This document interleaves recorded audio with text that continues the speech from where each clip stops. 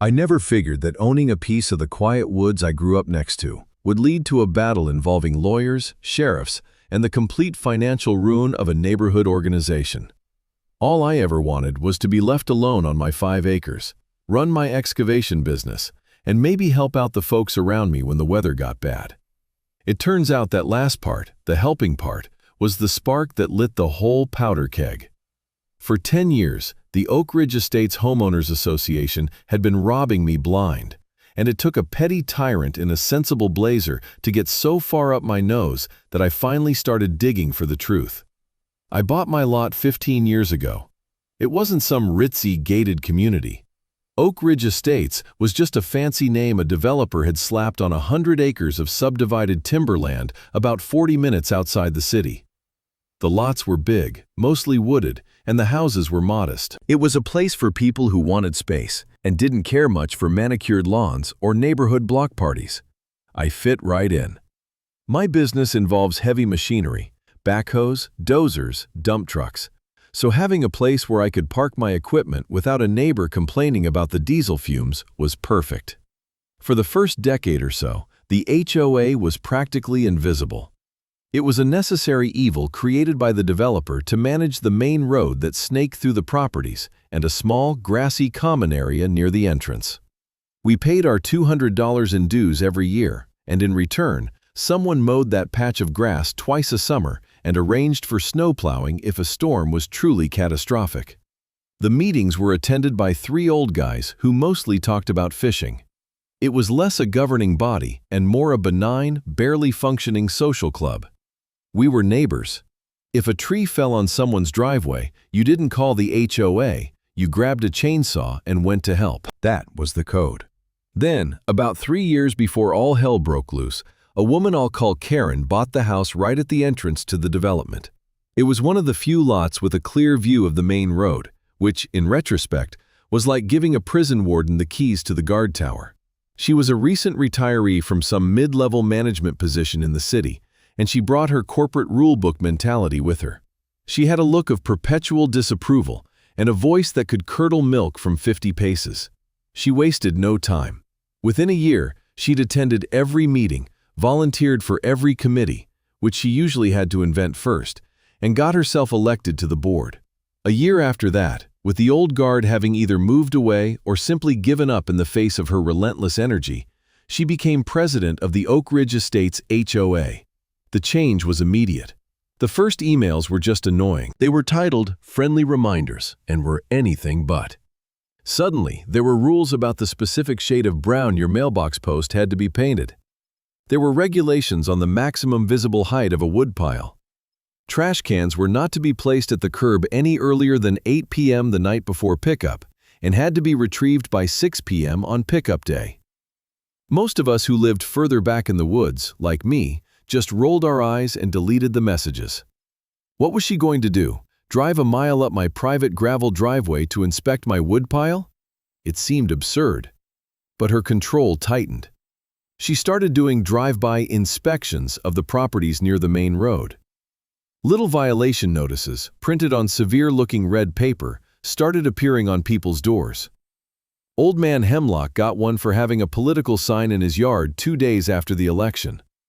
The Millers got one because their basketball hoop had a frayed net. It was petty, vindictive, and it was starting to change the entire feel of the neighborhood. The quiet cooperation was being replaced by a low-grade hum of anxiety and resentment. Still, it hadn't directly affected me yet, so I kept my head down. My business was busy, and I didn't have time for neighborhood drama. I figured she was a storm that would eventually blow itself out. I was wrong. The winter that year was brutal.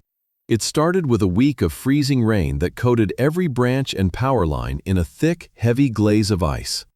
Then the wind came. The result was apocalyptic.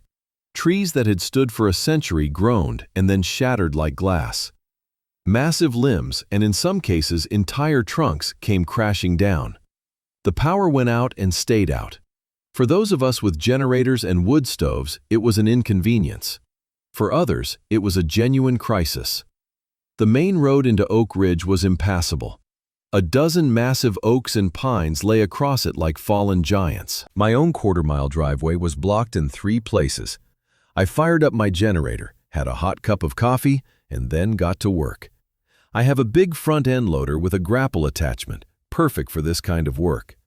Within a few hours, my own drive was clear. Instead of stopping, I headed down to the main road. That's just what you did. My neighbors were trapped. I spent the rest of the day clearing a path. I wasn't making it pretty. I was just moving massive logs to the side of the road so a car, and more importantly, an ambulance or fire truck, could get through. By late afternoon, I had cleared the main road all the way from my property to the entrance. As I was working on the last section, I saw a set of headlights. It was my neighbor Dave in his pickup. He pulled up, rolled down his window, and gave me a tired grin. "Jack, you're a lifesaver. I was about to run out of propane. My wife and I can't thank you enough." That was all the thanks I needed. The next day, I decided to clear an old logging trail that ran along the western edge of my property. It was a useful shortcut to the back part of my land where I stored some equipment, and a huge fallen oak had it completely blocked. It was clearly, unequivocally, my land. I'd walked that property line 100 times. I was about halfway through cutting up the oak with my largest chainsaw when a Subaru Outback came sliding to a stop on the main road below.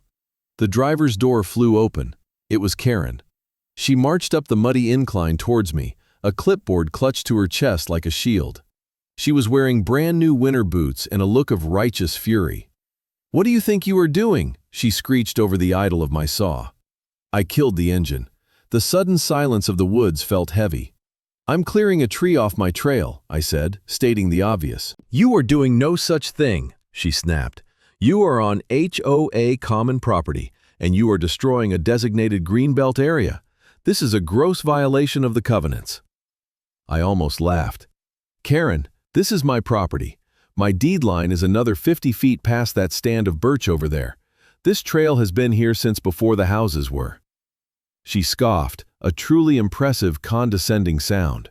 "I have the official HOA plat map in my car. This entire 50-foot wide stretch along the road is a conservation easement and common area. You are not permitted to operate heavy machinery here, and you are certainly not permitted to clear it." I felt a flash of real anger. Here I was, after spending a whole day helping everyone, being lectured by this woman while standing on my own land. "First," I said, keeping my voice as level as I could, "this is an emergency situation. There are trees down everywhere. Second, this is my property. The HOA map is wrong if it says otherwise. The HOA map is the official, legally binding document for this community," she declared, puffing out her chest. "I am ordering you to cease and desist all activity immediately. Furthermore, you will be fined for the unauthorized alteration of a common area and for the cost of restoring the natural habitat you have damaged." This time I did laugh. "Restoring the habitat? It's a mud track with a giant tree on it. You're delusional." Her face went from pink to a deep, alarming shade of crimson.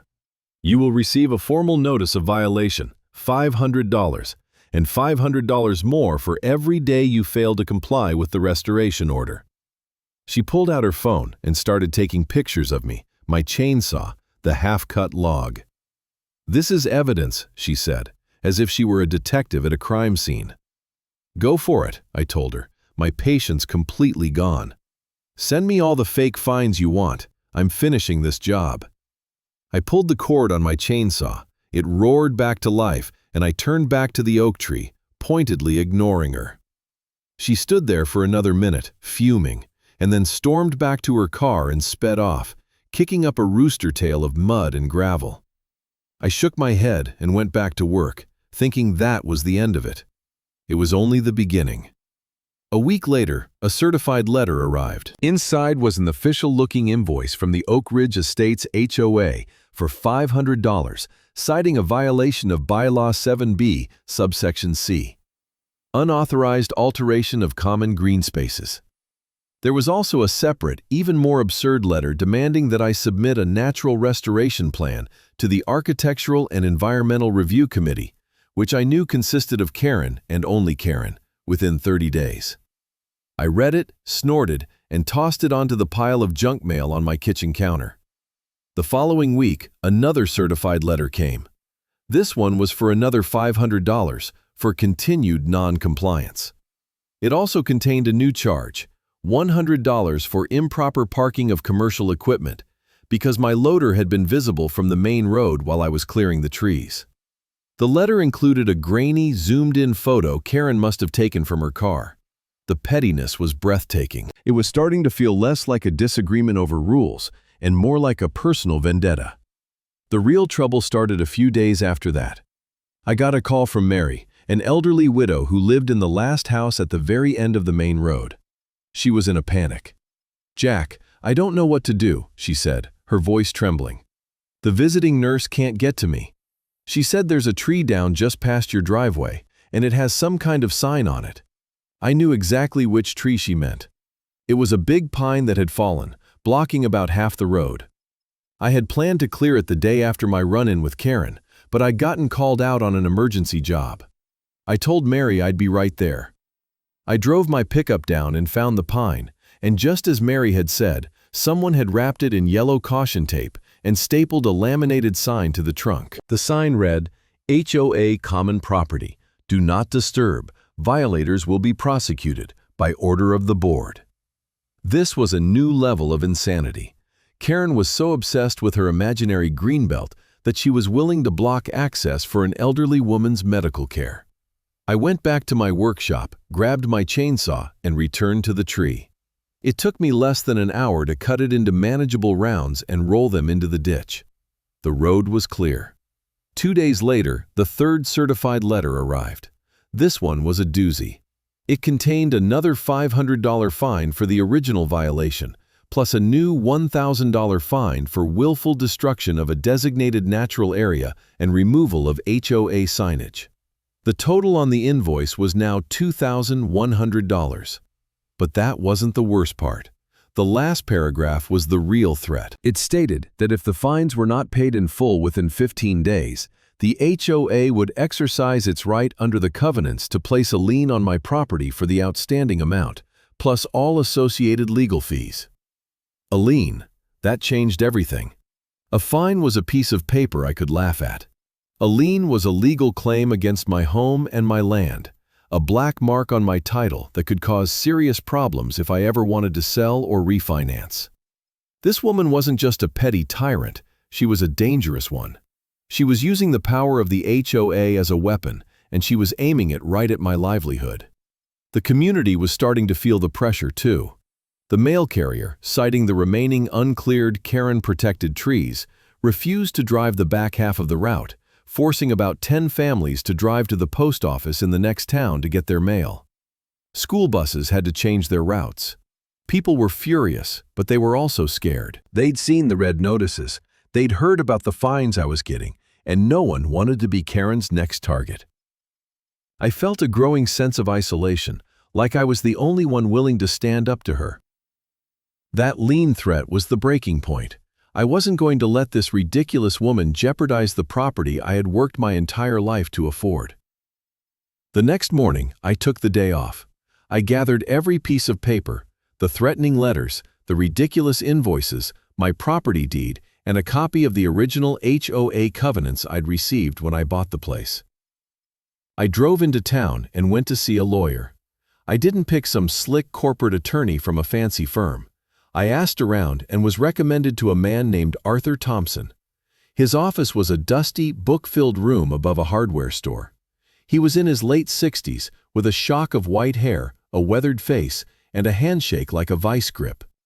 He looked more like a farmer than a lawyer, which suited me just fine. He listened patiently for almost an hour, leaning back in his creaky leather chair. He looked at the letters from Karen, a slight, amused smile playing on his lips. He read my deed carefully, then read the original covenants.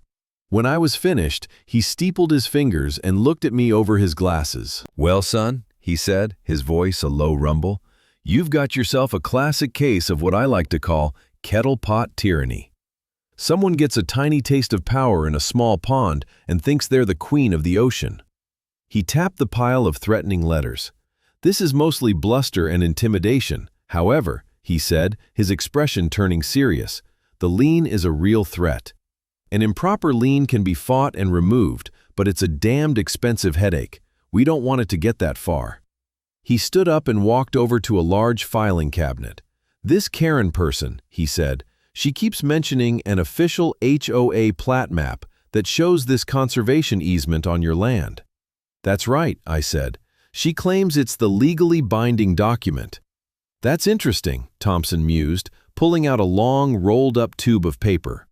"Because the only legally binding document when it comes to property lines is the one filed with the county recorder of deeds, and that's your deed and the official survey plat it references." He unrolled the tube on his desk. It was a massive, detailed map of the entire Oak Ridge Estate subdivision, yellowed with age, covered in the precise, spidery handwriting of a surveyor from the 1980s. "Let's see here," he mumbled, tracing a line with his finger. "Here's your lot, Lot 27. The description in your deed matches this map exactly, meets and bounds. From the iron pin at the corner, proceed north 33 degrees, 15 minutes west for 852 feet, and so on." He followed the line all the way around my property. "Well, I'll be," he said, a slow grin spreading across his face. "There's no easement here, not a whisper of one. Your property line goes straight to the old county line marker. This green belt of hers, at least the part behind your house, exists only in her imagination, or on a map of her own creation." That was the first crack of light. "So what do we do?" I asked. "A reasonable person would accept the official county plat as fact," Thompson said. "But I suspect your Karen is not a reasonable person. She'll claim her map supersedes this one. It's nonsense, but she'll say it. To shut her down completely, we need something more. We need to go on the offensive. You said this has been going on since she took over?" "The rules and the harassment, yes," I said. "But the idea of that green belt might be older. She talks about it like it's been there forever." Thompson nodded, a thoughtful look in his eye. "Here's what I want you to do. First, get a licensed surveyor out there to physically stake out the property line according to your deed. We need a modern, legally irrefutable survey. Second, I want you to start digging into the HOA itself. As a member, you have the right to inspect their financial records. Go back as far as you can. Look for anything related to this green belt. Maintenance costs, legal fees, anything. I have a feeling that if we follow the money, we might find something interesting." He leaned forward, his voice dropping. "People like this, they always keep records. They're proud of their work. Let's see what her records tell us." The next day, I hired a surveyor. While I waited for him to do his work, I sent a formal, written request to the HOA board for access to all financial records for the past 15 years, citing the relevant state law. Karen's response was swift and predictable. She replied via email that the records could only be viewed by appointment at her home, and that her next available appointment was in 6 weeks. It was a transparent stalling tactic. Thompson had anticipated this.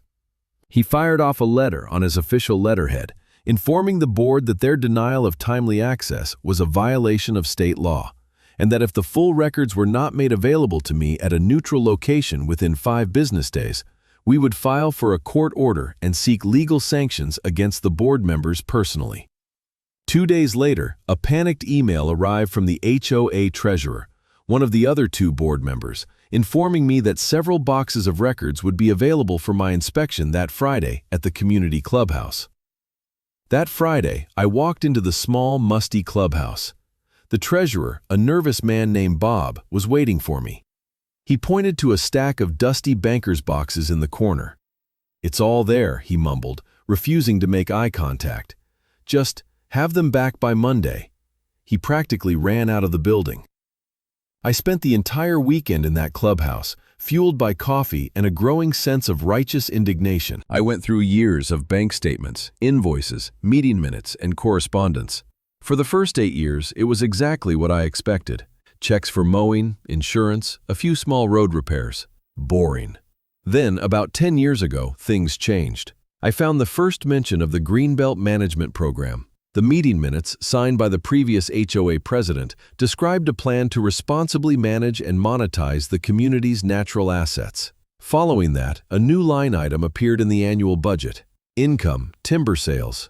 My blood ran cold. The income wasn't small. The first year it was $30,000. The next, $45,000. It went on like this, year after year. A steady, significant source of revenue for the HOA. I found invoices and payment receipts from a regional timber mill. The descriptions were for selective harvesting of mature hardwoods from the Oak Ridge Common Area Greenbelt. Oak, walnut, cherry, high-value timber. At the bottom of the box, I found a folded, laminated map. It was newer than the county plat. It showed the entire development, and sure enough, there was a thick green line shaded along the back of my property and 4 of my neighbors' lots. It was labeled Conservation Greenbelt and Common Area. This was Karen's map. It was a complete fabrication, a fiction created to justify a decade of theft. Just as I was processing this, the surveyor called. "Jack, I'm done with the fieldwork," he said. "The line is staked out. It's exactly where the county plat says it is. But you should come take a look. There's something you need to see." I drove straight over. The surveyor, a young, no-nonsense guy named Mark, was waiting for me. He had marked the property line with bright pink flags. We walked the line together. The old logging trail where I'd confronted Karen was a good 30 feet inside my property. The yellow-taped pine tree I had cut was 40 feet inside my line. The greenbelt was a lie. Then he showed me what he had found. "Look at this," he said, pointing to a spot deep in the woods, well inside my new pink flags. It was a stump about 3 feet in diameter. An oak. It wasn't a fresh cut. It was years old, weathered and gray. But it was clearly cut by a professional logger, a clean, angled felling cut. A few feet away, there was another, and another. As we walked deeper onto my land, we found dozens of them.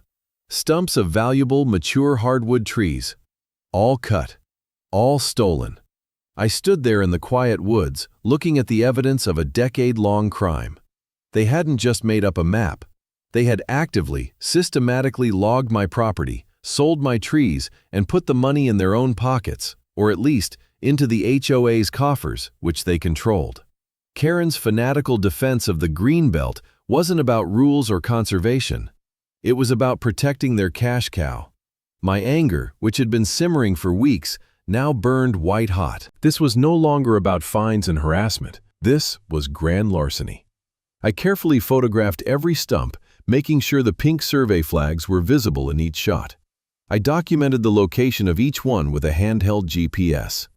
I gathered all my evidence, the surveyor's official report, the photos of the stumps, the HOA financial statements with the timber sales income, the invoices from the mill, and the fake map. The next morning, I was back in Arthur Thompson's office. I laid everything out on his desk. He looked at the evidence, his face growing grimmer with each document. The amused smile was long gone. He spent a long time looking at the photos of the stumps, then at the bank statements showing the deposits from the timber mill.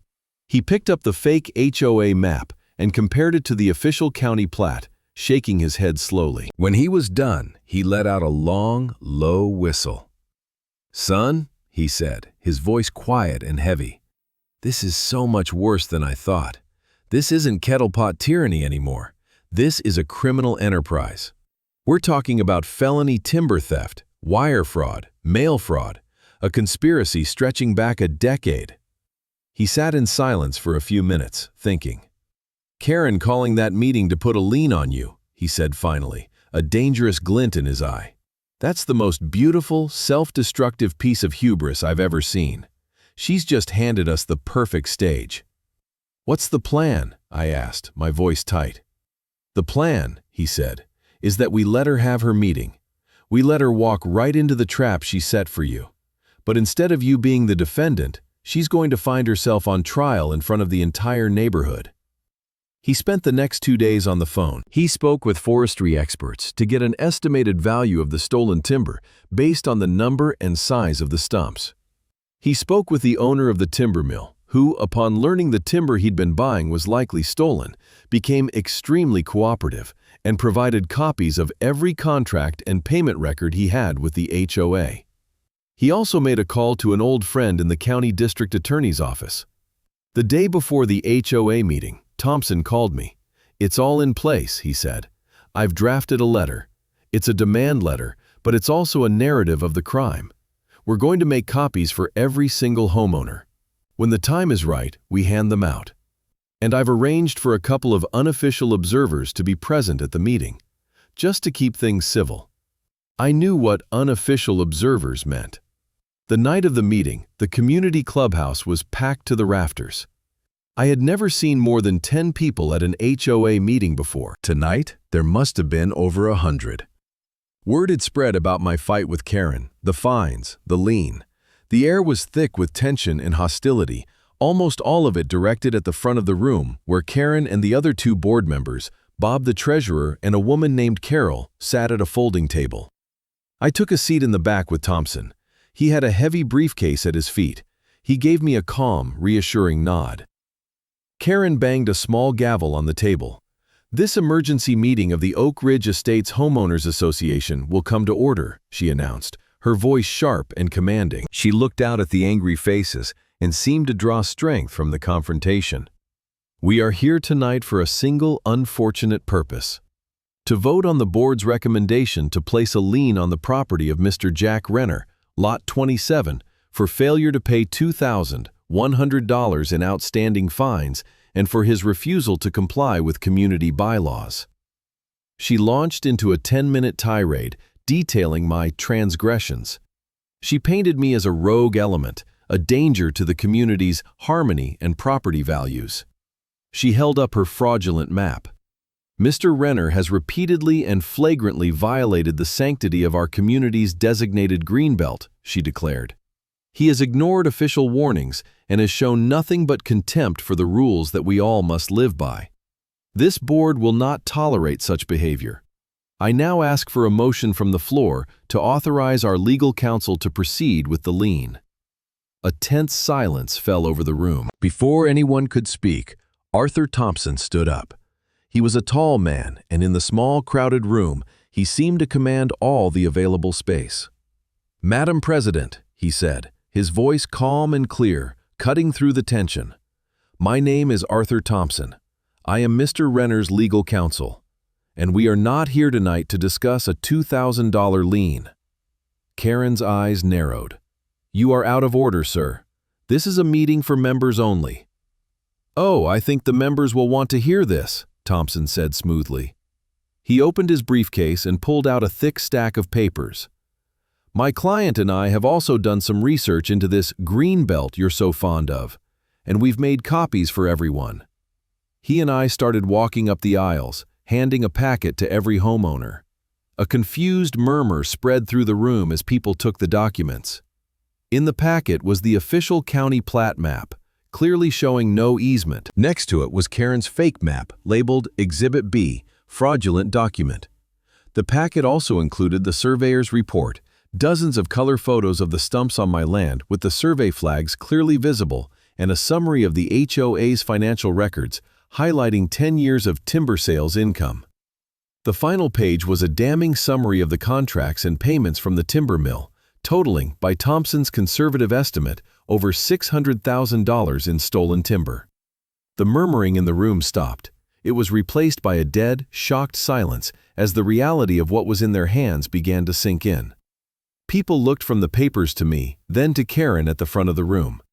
Her face had gone completely white. This is an outrage," she stammered, her voice suddenly high and thin. "These are lies, doctored forgeries." Thompson ignored her and addressed the room. "For 10 years, he said, his voice resonating with quiet power, the leadership of this HOA, under the guise of managing a greenbelt, has been systematically trespassing on the private property of Mr. Renner and others, and has been illegally harvesting and selling hundreds of thousands of dollars worth of valuable hardwood timber. The money, as you can see from your own financial records, went straight into the HOA's general fund. This wasn't about rules. This was about theft on a grand scale." A homeowner in the front row, a man I knew to be a retired accountant, stood up, holding the papers. "Is this true, Karen? Did you sell timber off this man's land?" "It wasn't his land, it's common area," she shrieked, pointing a trembling finger at the fraudulent map on her table. "That map is a lie," Thompson stated flatly. "The official county records, the only ones that matter in a court of law, are in that packet. The land is, and always has been, owned by my client." He then turned his head slightly toward the back of the room, and the county district attorney's office, having reviewed this same evidence, seems to agree.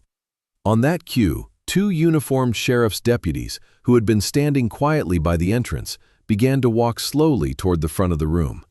The sight of the uniforms broke the spell. The room erupted. People were shouting, yelling at Karen, at Bob, at Carol. "Thieves!" someone yelled. "You stole from him!" Bob, the treasurer, looked like he was about to faint. Carol, the other board member, burst into tears. Karen, however, was made of sterner stuff. Her panic morphed into pure, cornered animal rage. She stood up, knocking her chair over. "This meeting is adjourned," she screamed. "This is an illegal ambush." She gathered a pile of her papers and tried to storm out of the room, but one of the deputies stepped calmly into her path. "Ma'am," he said, his voice polite but firm, "I'm afraid we need you to stay. The district attorney has issued a warrant to seize all financial records, computers, and other materials related to the administration of the Oak Ridge Estates HOA. We'll be taking those with us tonight." The other deputy was already speaking quietly to Bob and Carol, who were both nodding, looking utterly defeated. Karen stared at the deputy, her mouth opening and closing silently. All the fight, all the self-righteous certainty, drained out of her in an instant. She looked small, old, and utterly broken.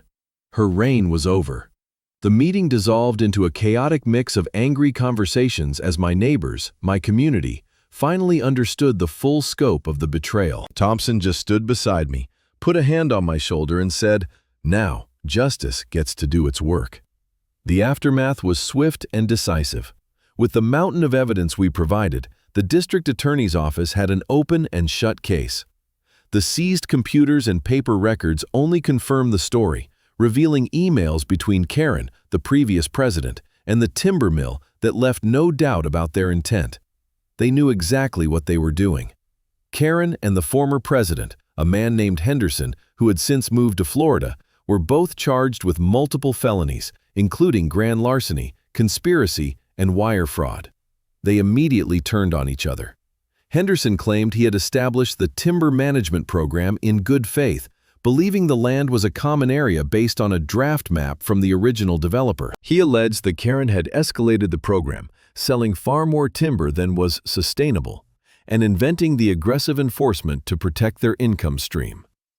Karen, in turn, claimed she was simply continuing a program established by her predecessor, which she had been assured was fully legal. She portrayed herself as a diligent administrator, a victim of Henderson's original sin. The court didn't buy either of their stories. The evidence of their direct involvement and personal enrichment was too strong. Henderson's good faith claim fell apart when the prosecution produced an email from 10 years prior where he specifically instructed the timber mill to avoid the areas near the Hemlock property, as he's the type to make a fuss about boundary lines. In the end, Henderson, due to his age and his willingness to testify against Karen, received 5 years of probation and was ordered to pay $200,000 in restitution. Karen, as the active face of the scheme and the architect of the harassment campaign against me, did not fare as well. The judge was particularly incensed by the fact that she had tried to use the HOA's power to place a lien on my property while actively robbing me. She was found guilty on all counts and sentenced to 5 years in state prison. She was also held jointly liable with Henderson for the restitution. My own vindication was absolute. The court nullified all the fines and declared the threat of a lien to be an act of malicious prosecution. But the biggest issue was restitution. Thompson had brought in forestry experts and appraisers who calculated the market value of the stolen timber, plus the ecological damage and the cost of replanting. The final figure, including 10 years of interest, came to just over $700,000. The court ordered the HOA, as the entity that had received and spent the stolen funds, to pay me that amount. But the Oak Ridge Estates HOA was, for all intents and purposes, broke. For a decade, the timber money had subsidized everything. It kept the dues artificially low while funding Karen's petty crusades and a slush fund for legal consultations. When the timber money vanished, the organization was insolvent. Its only real asset was the small 2-acre plot of land by the main road that held the clubhouse. Under court supervision, the HOA was forced into bankruptcy and liquidation. Their only path to satisfying the judgment was to sell their only asset. The clubhouse and its land were put up for auction. A local family bought it, planning to tear down the old building and construct a new home. The sale price of the land, combined with what little was left in the HOA's bank accounts, was enough to pay about half of the restitution order. The rest was a judgment against Karen and Henderson personally, a debt that would follow them for the rest of their lives. With the sale of its only property and its leadership in prison or disgrace, the Oak Ridge Estates Homeowners Association was formally and permanently dissolved by a vote of the remaining homeowners. The relief was palpable. It felt like a decade-long fever had finally broken. We were free. In its place, we created something simple and sensible. We drafted a 2-page road maintenance agreement. Everyone contributed $300 a year into a shared account managed by a 3-person volunteer committee that rotated every 2 years. The sole purpose of the fund was to maintain the main road. And in a move that I found both ironic and deeply satisfying, my neighbors voted unanimously to award my excavation company the official contract for all snow removal and road grading. It's been 5 years now since the HOA was dissolved. The neighborhood is more peaceful than I've ever known it to be. The old clubhouse is gone, replaced by a lovely house where a young family now lives. People wave when they drive by. The sense of community, the real kind that's based on mutual respect and a willingness to help, has returned. We look out for each other, not because a rule book tells us to, but because we're neighbors. Property values, far from declining as Karen had always feared, have steadily risen. It turns out people are willing to pay a premium for a nice piece of land with no petty tyrant breathing down their neck. I saw Karen once, about a year ago. She had gotten out of prison early for good behavior. I was in a discount grocery store in the next town over, picking up some supplies. I turned a corner, and there she was, wearing a faded blue vest and working as a cashier. She looked older, smaller. The hard, self-righteous certainty in her eyes was gone, replaced by a dull, permanent exhaustion. Our eyes met for a brief second. I saw a flicker of recognition, maybe even a flash of the old anger, but it vanished as quickly as it came. She looked down at the can of beans in her hand, scanned it, and stated the price to the customer in front of her in a flat, monotone voice. I just turned my cart around and walked away. There was nothing to say. The courts had said it all. Justice, in its slow, grinding way, had been done. She had lost her house, her freedom, and her reputation. All for the sake of enforcing rules that were a cover for a crime.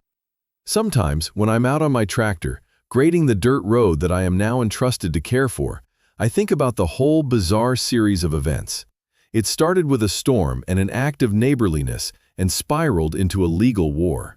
It taught me a valuable lesson, that people who are obsessed with petty power and control are often hiding a deeper corruption. They wrap themselves in the flag of rules and order, but it's usually just a cover for their own greed or insecurity. They count on good people to be too busy, too tired, or too intimidated to fight back. Standing up to them is exhausting. It costs time and money, but letting them win costs something far more valuable: your peace of mind and your freedom. In my case, the fight not only restored my own rights, but liberated an entire community. The woods on my property are growing back. New saplings are pushing up where the old giants were stolen. It will take a generation for them to mature, but they are a quiet testament to the fact that truth, like a tree, will eventually find its way to the light. And as I finish my work and drive my tractor back up my own private driveway, onto my own undisputed land, I feel a sense of profound peace. It's the peace that comes from standing your ground, protecting what's yours, and, in the end, winning.